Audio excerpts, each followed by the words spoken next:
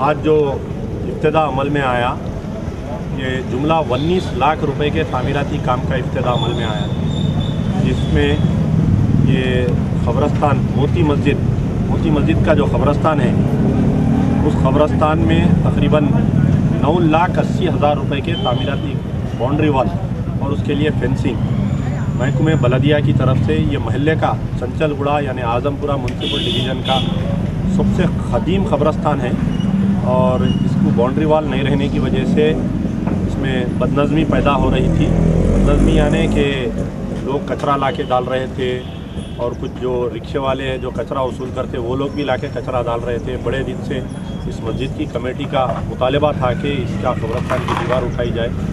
अल्लाह ताला आज ये काम मुकम्मल हुआ, यानी काम तकरीबन आधा हो गया है। इंशाल्लाह 1 महीने के अंदर ये काम मुकम्मल होगा। और दूसरे जो काम का इब्तिदा अमल में आया, इस मस्जिद का जो रास्ता था वो रास्ता बहुत ख़राब था। ये डायरेक्टर अर्बन फॉरेस्ट्री, हमारे घर बल्दिया में एक डिपार्टमेंट है अर्बन फॉरेस्ट्री, वो अर्बन फॉरेस्ट्री की तरफ से जहाँ पर सीसी रोड या शाबाद फ्लोरिंग नहीं डाल सकते वहाँ पर ये लोग ग्रास कारपेटिंग करते हैं और झाड़ियाँ लगाते हैं। अक्सर लोग सीसी रोड या शाबाद फ्लोरिंग करते, लेकिन यहाँ पर मैं ये मस्जिद के अतराफ़ में इसको खूबसूरत बनाने के लिए, सराउंडिंग्स बनाने के लिए यहाँ पर 3.5 लाख रुपए के हिसाब से सारे झाड़ियाँ और झाड़, खूबसूरत गुलाब के झाड़ और कारपेट ग्रासिंग हम करवा रहे हैं।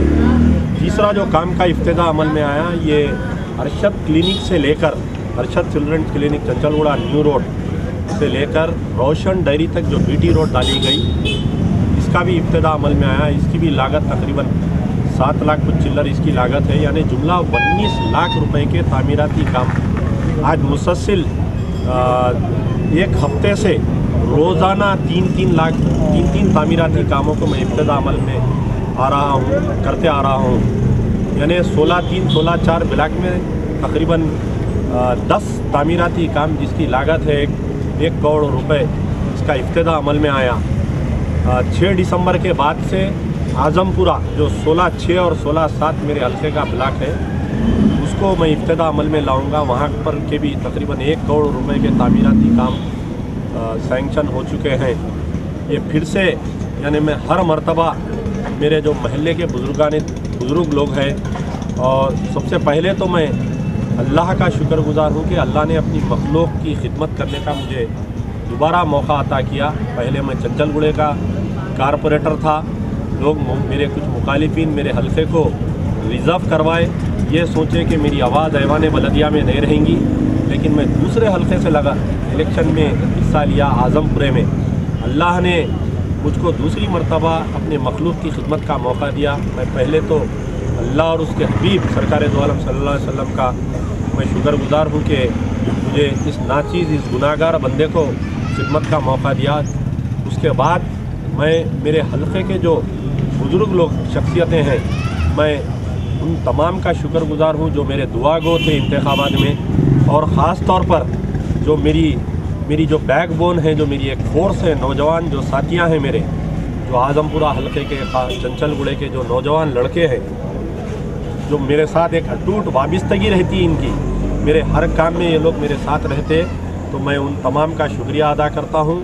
अल्लाह ने इस 3 साल में बहैसियत कारपोरेटर कम से कम मेरे से 7 करोड़ रुपए के तामीराती काम का काम लिया और मजीद 2 साल बाकी है।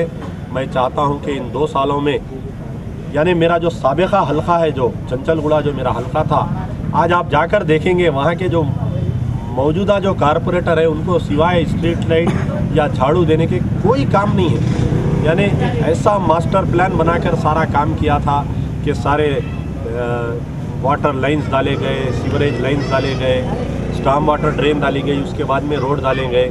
इस हलके को भी मैं ऐसा एक मिसाली हलका, यानी 150 हलकों में 150 म्यूनसिपल डिवीजन्स में आज़मपुरे का जब नाम आएगा तो लोग एक राहत की सांस लेना चाहिए।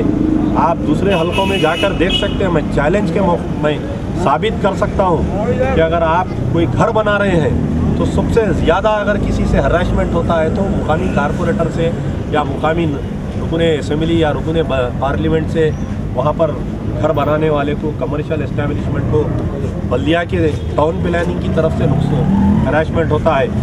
पूरे 150 हल्कों में वाहिद हल्का है जो कोई चाहे वो घर बनाए, चाहे वो मस्जिद, चाहे वो किसी किस्म की तामीराती काम करे, कमर्शियल एस्टेब्लिशमेंट मार्केट बनाए, किसी बल्दिया के टाउन प्लानिंग की तरफ से कोई किसी को हरासमेंट नहीं है। खबरदार कोई बल्दिया का ऑफिसर जो डबीरपुरा ब्रिज आज की तारीख तक गुजरा है। दूसरी चीज़, इलेक्ट्रिसिटी का बहुत हरासमेंट रहता, घंटों लाइट बन रही थी।